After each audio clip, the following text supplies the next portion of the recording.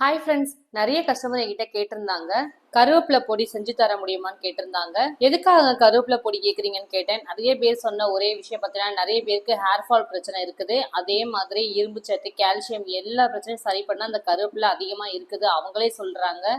கருவேப்பிலை பொடி கேட்டாங்க, சரி நம்ம அதை ஹெல்த்தியா கொடுக்கணும்ல, அதான தேவி ப்ராடக்டோட முக்கியமான விஷயமே.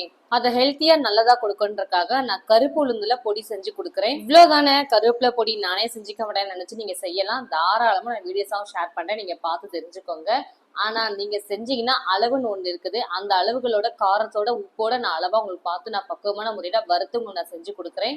லாஸ்ட் டைம் கருப்பு உளுந்து இட்லி பொடின்னு போட்டுதான் நிறைய பேர் அந்த வீடியோ பார்த்துட்டு கால் பண்ணாங்க. இவ்வளவுதான் போடுவீங்களா பொருள், ஆனா டேஸ்ட் நல்லா இருக்குமான்னு கேட்டாங்க. நான்லாம் நிறைய பொருள் போடுவேன், அப்பதான் நல்லா இருக்கும், நீங்க கம்மியான பொருள் போடுறீங்க, இது எப்படி இருக்கும் டேஸ்ட் கேட்டாங்க. சூப்பரா இருக்க டேஸ்ட், நீங்க வேணா ட்ரை பண்ணி பாருங்க, இல்லைன்னா என்கிட்ட கூட வாங்கிக்கோங்கன்னு சொன்னேன். நானே செஞ்சுக்கிறேங்கன்னு சொல்லிட்டு நிறைய பேர் செஞ்சாங்க.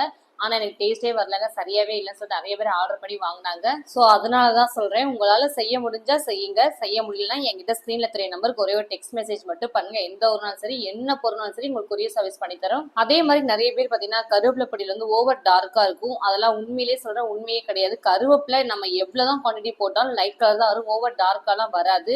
உங்களோடது பார்க்க கருவேப்பிலை பொடி மாதிரி இல்ல லைட்டா தானே இருக்குது அப்படின்னு நினைக்கலாம். இதுதான் உண்மையான கருவேப்பிலை பொடியே. செஞ்சு பார்த்த அனுபவத்துல நான் சொல்றேன்.